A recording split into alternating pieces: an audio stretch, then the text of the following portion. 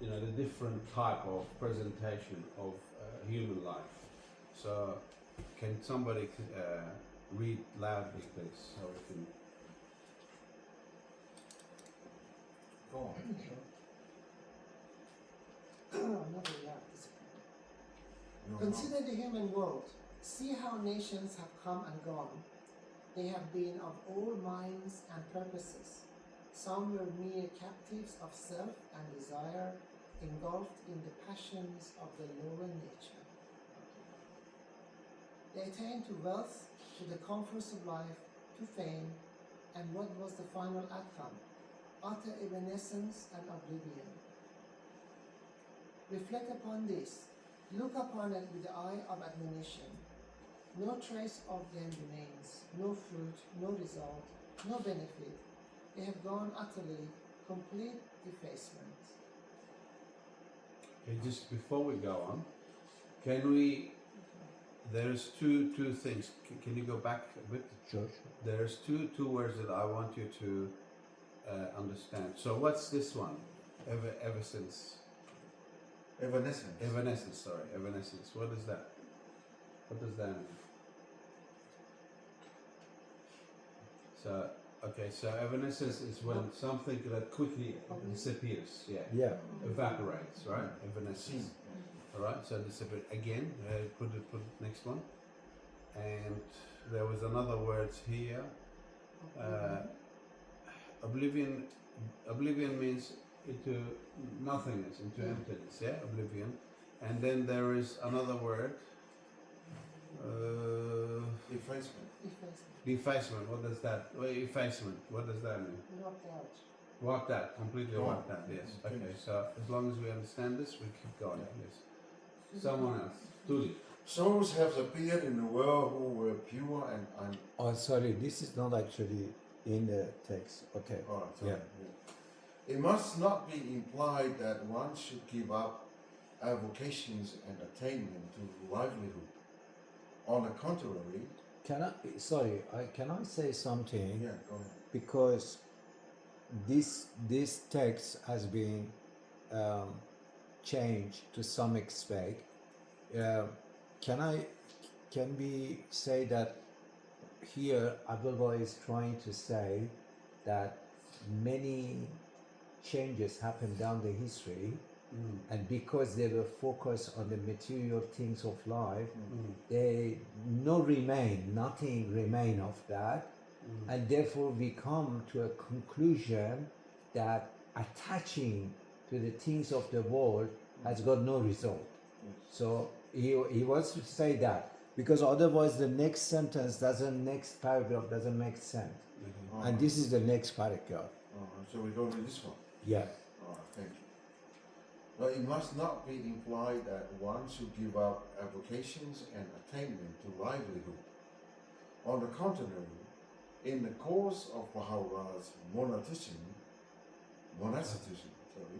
and So asceticism what's before? What's monasticism? is kingdom. Like being Monastic living is like being like a secluded person. Yeah. Right? Like a nun. Living like in a cave. Yeah. So that's what monastic. Okay. So asceticism is similar. Asceticism is like just you only focus. You become monastic and you only focus on ascetic things, which are like only spiritual things. I just want to see visions and dreams and all that stuff.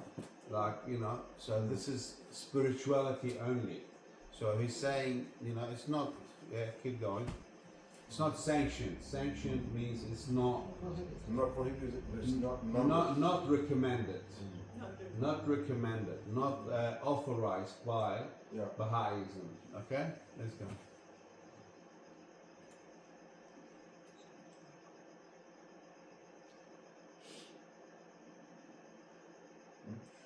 In this great cause, the light of guidance is shining and radiant. Baha'u'llah has even said that occupation and labor are devotion. All humanity must obtain a livelihood by sweat of the brow of bodily exertions, at the same time seeking to lift the burden of others. striving to be the source of comfort to souls and facilitating the means of life, of living. This in itself is devotion to God. Baha'u'llah has thereby encouraged action and stimulated service. But the energies of the heart must not be attached to these things. The soul must not be completely occupied with them. Though the mind is busy, the heart must be attracted towards the kingdom of God in order that the virtues of humanity may be attained from every direction and source. Robert, can I request something? Can Yes, you sure. read this again? Because Yeah, this sure. has got so much in it. Okay. Yes, it is. Read it, yeah. That's good. میشه بیزه اونجی که شده عکس همش بگیرم بعد دوباره بزرگش کنم. مرسی. Mm. You know that? Well, in this great course, the light of guidance is shining and radiant. Baha'u'llah has even said that occupation and labor are devotion. All humanity must obtain a livelihood by sweat of the brow and bodily exertions, at the same time seeking to lift the burden of others, striving to be the source of comfort to souls and facilitating the means of living. This in itself is devotion to God. Baha'u'llah has thereby encouraged action and stimulated service. But the energies of the heart must not be attached to these things. The soul must not be completely occupied with them. Though the mind is busy, the heart must be attracted towards the kingdom of God, in order that the virtues of humanity may be attained from every direction and source. Mm. Can you go back to the top of it? That is Yeah. beautiful. Now we Yes, also I will, love it. yeah. Actually, Baha'u'llah has even said that occupation and labor are devotion. if we Thank you. get one opinion. Well, can we have an opinion of somebody on this, please? One in 2 minutes opinion. Marita. Marita, yeah, she seems to be into it. Yeah, I really love this one. Baha'u'llah said that occupation and labor are devotion. So we must do it with our full heart, mind, and soul, with honesty and dignity. Whatever career, whatever work, whatever job we do, it's a devotion to God. And then as we keep on reading, also Baha'u'llah said, while the mind is busy with those livelihood work, make sure the soul is not attached to it. Make sure the soul is also, so it really gives us, like I always believe in this saying, the mind has to follow the heart. I always believe in that. It's always the mind controlled by the heart, because the heart is where the soul is so connected to, you know, the holy threshold. So really in there, Baha'u'llah said also while the mind is busy with all the work, make sure the soul is connected to God. And they, to me there are two different things in there, the mind and the heart. And I really love it when I read. Yeah, wonderful. Can I say something? Here, Abdul refers that what Marita refers is a very important one. You do work, and the work is devotion. But then Abdul says, our duty is to lift the burden of others, right? Which is means it doesn't means that we are doing everything for ourselves. We got responsibility towards our fellow men. You know, because we have to lift the burden of others at the same time that you make your living with hard working and with your devotion, but the burden of the others is also very important, and it's your job to do it. And it says in the writings, be in service to mankind, be in service to humanity.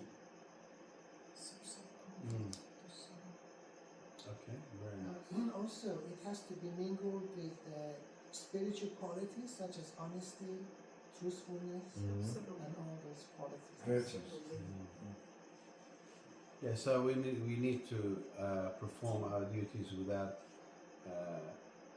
grudges and without we have to have the heart. What you said is heart is the intention of the person.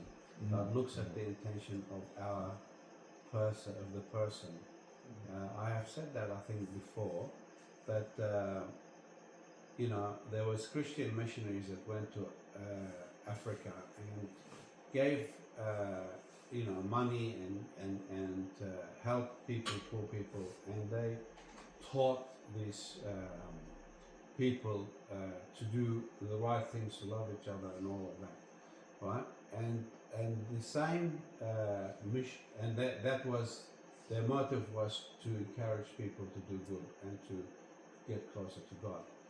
Now the same act of the deed of goodness, which was practiced by certain, not that I'm judging that Christians are right or Muslims are wrong, but there was an Islamic, the Islamic Brotherhood went to Egypt, and then what happened is they in Egypt they went to the poor, and there's a lot of poverty in Egypt, and they started helping the poor, but they also started training them to be terrorists. So you see, these are two separate acts, right?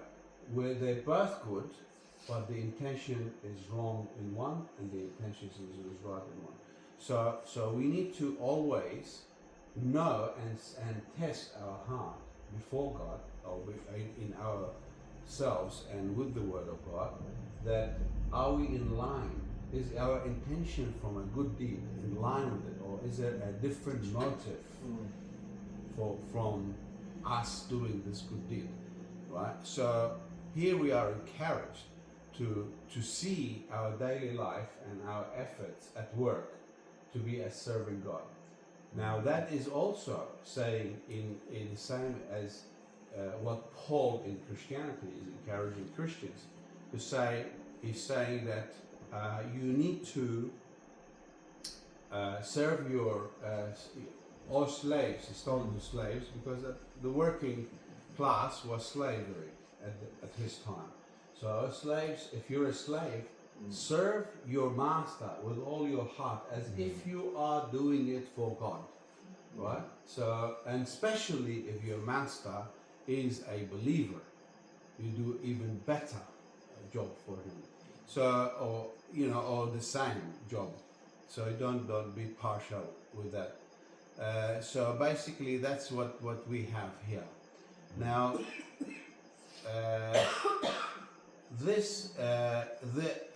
can we go back to the beginning and start from the beginning again? I just need to comment on a few of the, not the beginning of The whole thing? the whole thing. Yeah, the beginning of the whole thing. Yeah. Okay. Okay. So here we have this is the.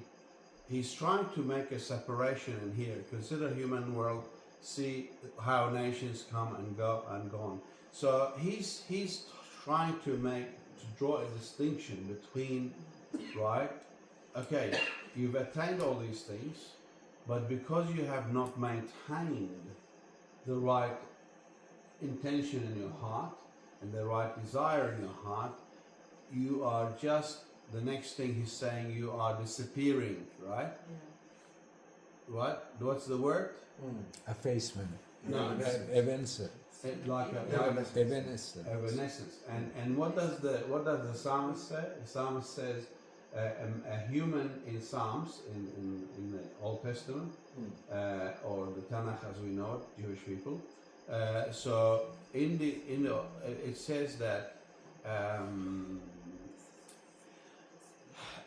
a man and his life is like a like grass that comes out and then it's gone overnight, or it's like a water that evaporates, right? So that's what it is. So we can. The only thing that makes our life significant is how close do we draw to God. That's what Abdul Baha is trying to emphasize that. And how then, if you move it over, please, again. So, what happens when we you encourage us to reflect on these things and the souls again. Move it again, please. Yeah. Souls have appeared in this world. No. Souls have appeared in the world, who were pure and undefiled. Who like these souls? He's saying. Then he's saying something about they shine, right, like stars. Now, in Daniel, the book of Daniel, it says that I saw these people, the wise people, in Daniel 12 towards the end, that they shined like stars in the end, after the judgment. Those people were elevated to a shining, position. So that is also in line with what we are reading here. So that's the Old Testament, and then we have similar thing is that Paul talks about the glorified Jesus, and that when we see him, we will be glorified like him, and we will be able to see God in his glory, right, face to face.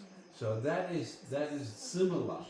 You see, there's the similarities in these scriptures that we are reading. Yes. I just want to say something about, we have book 13, which is a very interesting book. Yeah. It talks about people who gain knowledge and expertise in a particular field should share that expertise as much as possible with the community.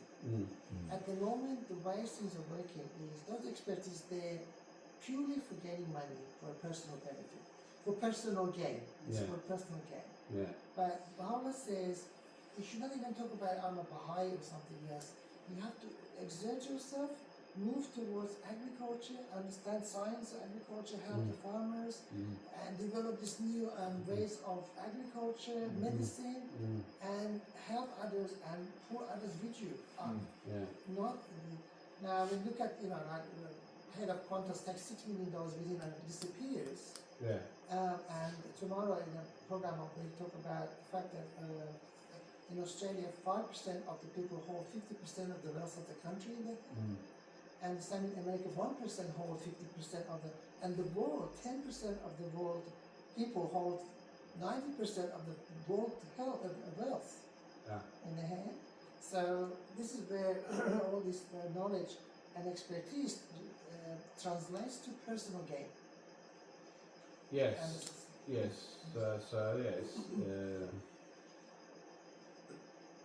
However, wealth is not wealth in money or wealth in assets is not the main thing in life. You can be wealthy in knowledge. You can be wealthy in love. You can be wealthy in anything.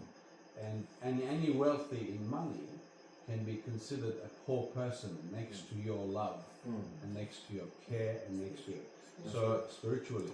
Like for instance, Mother Teresa, right? How many people did she help, Mother Teresa, right? In India.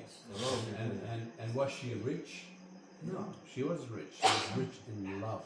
Yes. So wealth, we measure wealth in money sometimes, and we focus on that, or in assets. But the true wealth is, see, Philo. We were talking today about Philo, who's a philosopher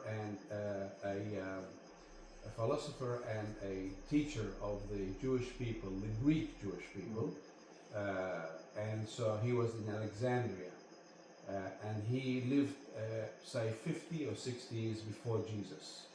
And he taught that everything that we see, all materials are of non-importance because they all either decay or die or whatever.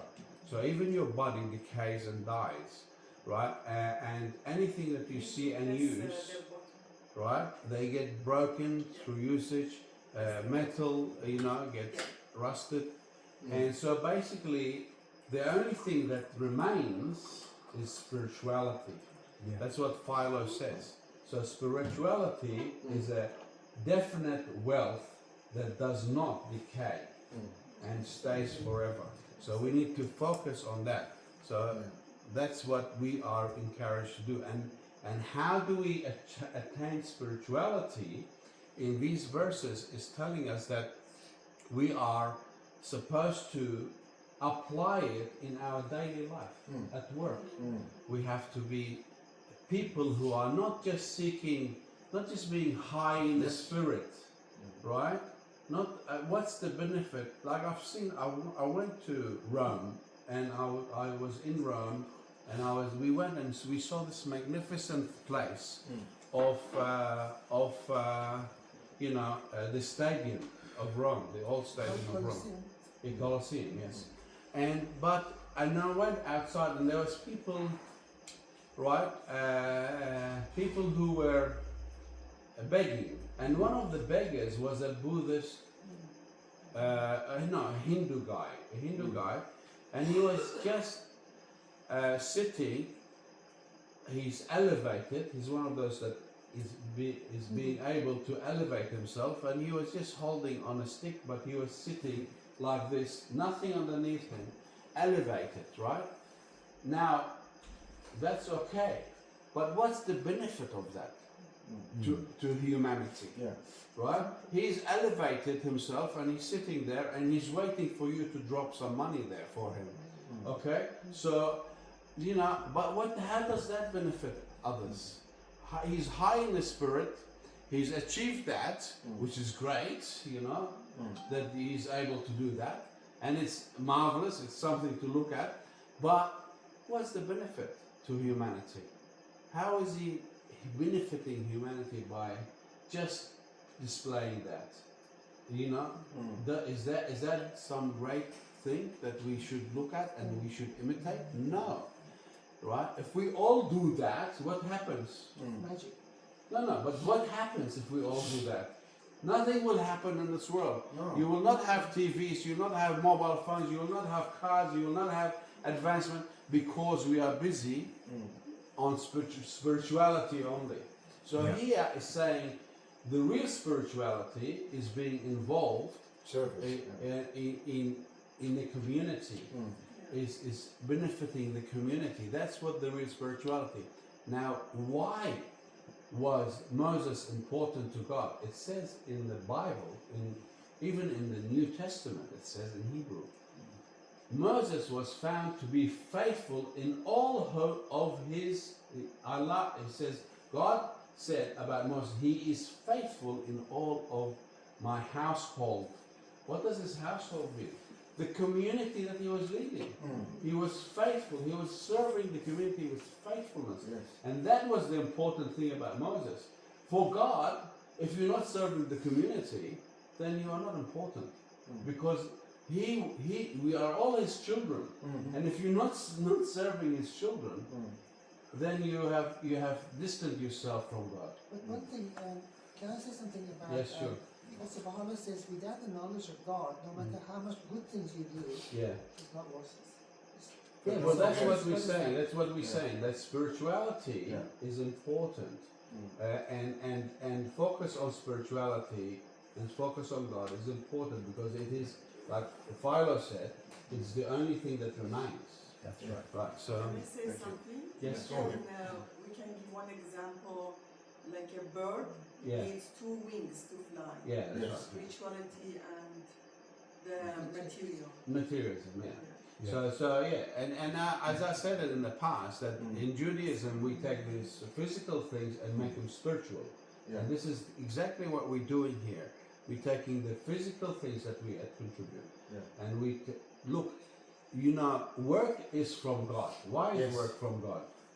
Because when man, even like if we take the story of the creation of man, as soon as man was created, he was put in a garden. Why?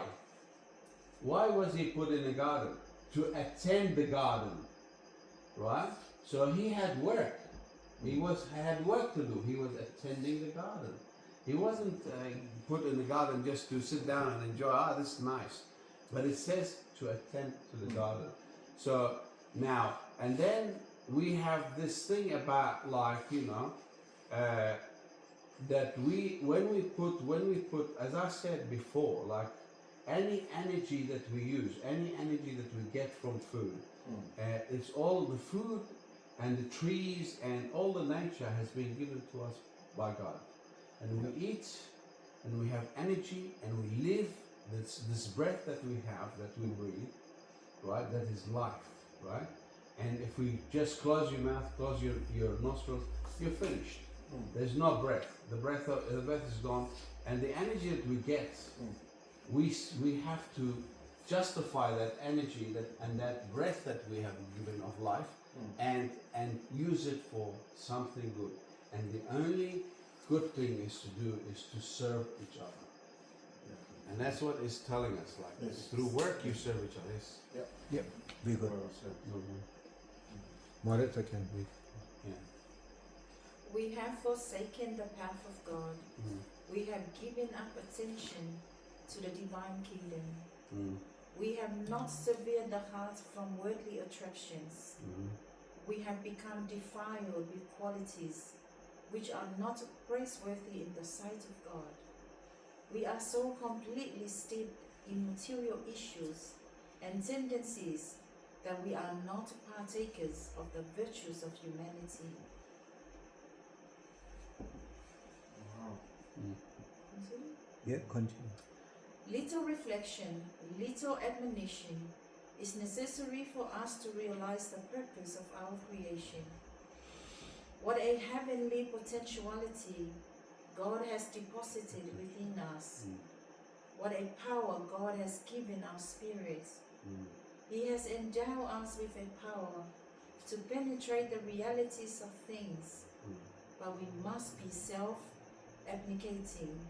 We must have pure spirits, pure intentions, and strive with heart and soul, while in the human world to attain everlasting glory. Abdul Baha.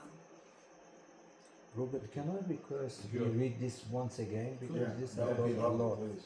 Yes. Maybe solo. We have forsaken the path of God. We have given up attention to the divine kingdom. We have not served the heart from the worldly attractions. We have become defiled with qualities which are not praiseworthy in the sight of God. We are so completely steeped in material issues and tendency that we are not partakers of the virtues of humanity. Little reflection, little admonition is necessary for us to realize the purpose of our creation. What a heavenly potentiality God has deposited within us. What a power God has given our spirit. He has endowed us with the power to penetrate the realities of things, but we must be self-abnegating. We must have pure spirit, pure intentions, and strive with heart and soul, while in the human world to attain everlasting glory. Okay. Robert, there are some hard words. Okay. Can we We'll get go that? through that. Yeah. So you can tell me which one is hard. So Abnegating. yeah, we'll get to that. But there are okay. So in this one, What there is steeped? which one? We are completely steeped in. Steep. Deep, Deep. Yeah. Yeah. deeper in, or like steep hill was down, steep Yeah. That's steep. in the material. We are Prayer so from the bottom. completely steeped in.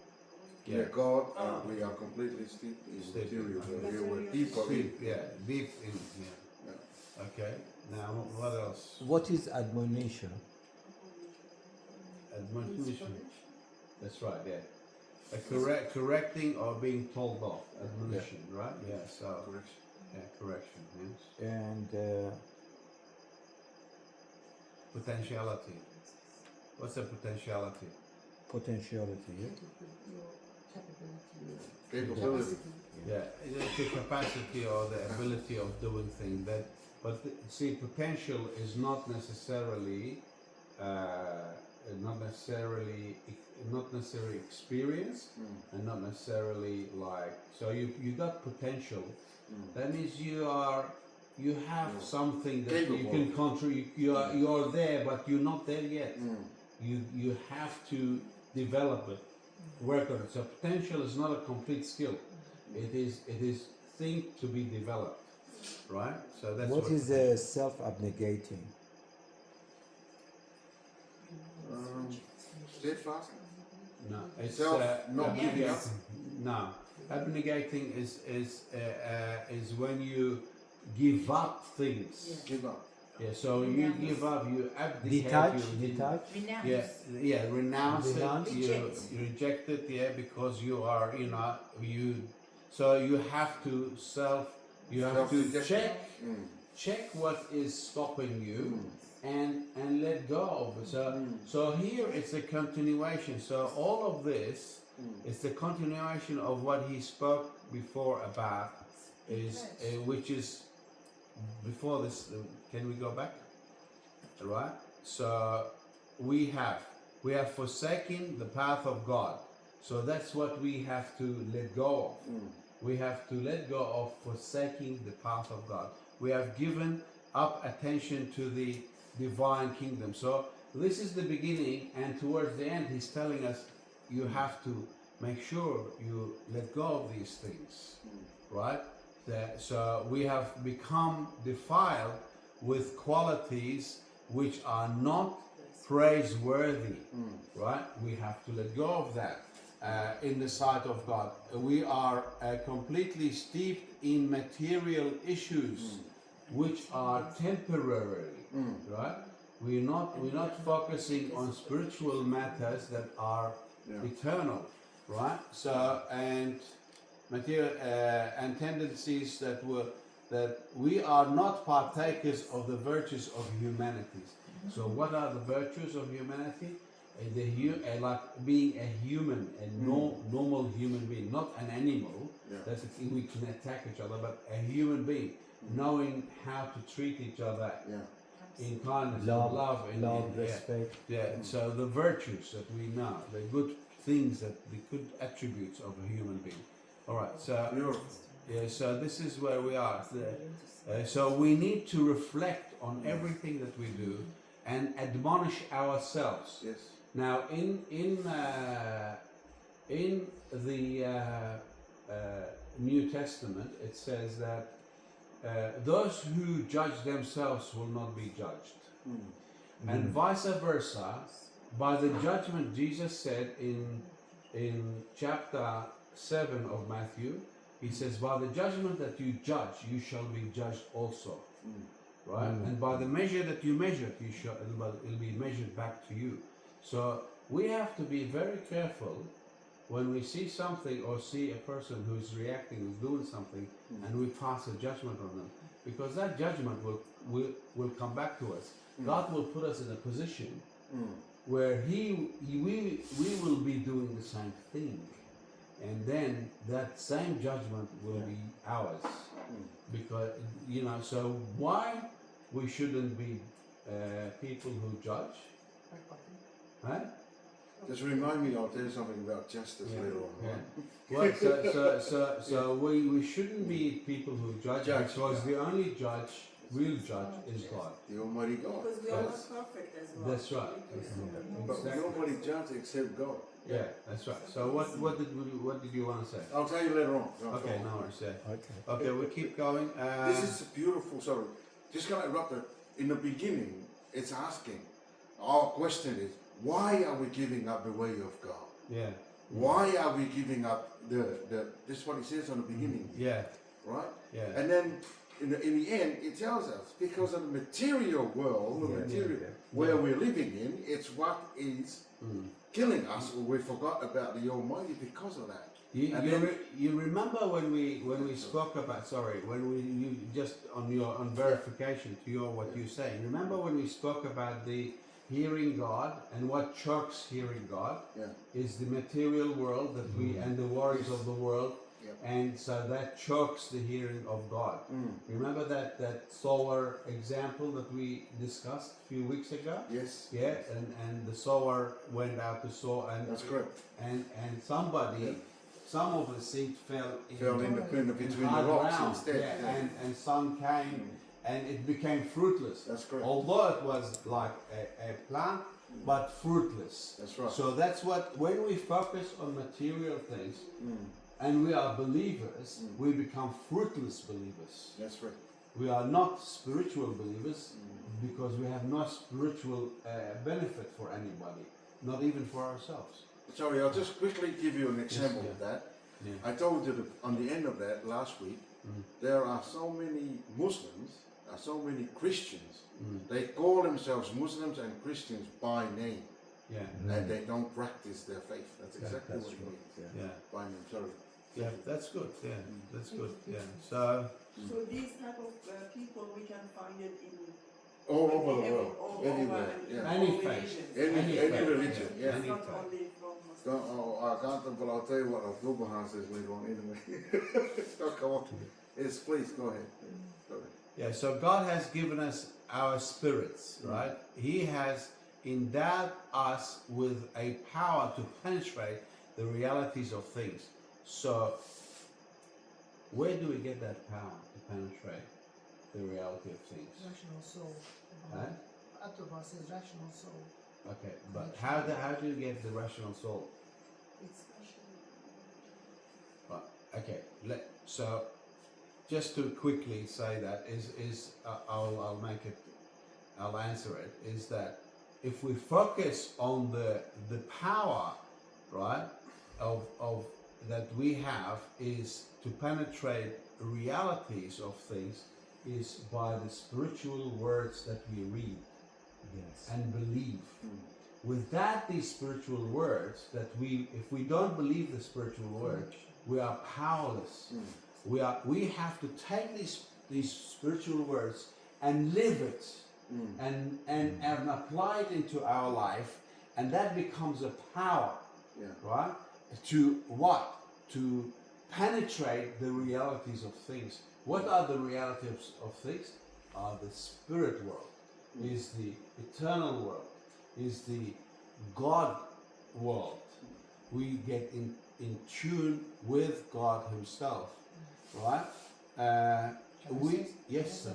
You know, Tesla was a great inventor, but in order to get his inspiration, he used to isolate himself and meditate, and he used to get this inspiration. He invented the motor, the electricity we have, everything today is all because of his inspiration that came to him. And that's through the spiritual connection that he got. And then that converted that into something else, which is a material thing that anyone benefits from. Very good. Yeah. All right. Yeah. So anyway, these spiritual, but we must abnegate or abnegating. We must be self-abnegating, right? So, and we said to get that power and all of that, and be in touch with the spiritual reality of the divine, we must abandon what he said earlier, what we reviewed earlier, these things that are attracting us, the material things, the worldly things. We have to, and it says in John, in the letters of John, in the New Testament, it says that the love of the world is animosity to God. Right? So we have to be careful how much worldly we are. How much do we let the world invade our heart and soul and mind? So, and then it says, we must have pure spirits, pure intentions. There we go. Remember, we said, God looks at the intention. You can do a good deed, but what's your intention from doing a good deed? That's important. So pure intentions is important. And strive with heart and soul while in the human world. Don't do it after you die. You can't do it. Too late, yes. While you're alive, while you're breathing, while the Spirit of God is breathing in you, do it. Yeah. Otherwise, when you're dead, you can't do nothing. You're You finished. can't do it no more. While we are in human, attain everlasting glory.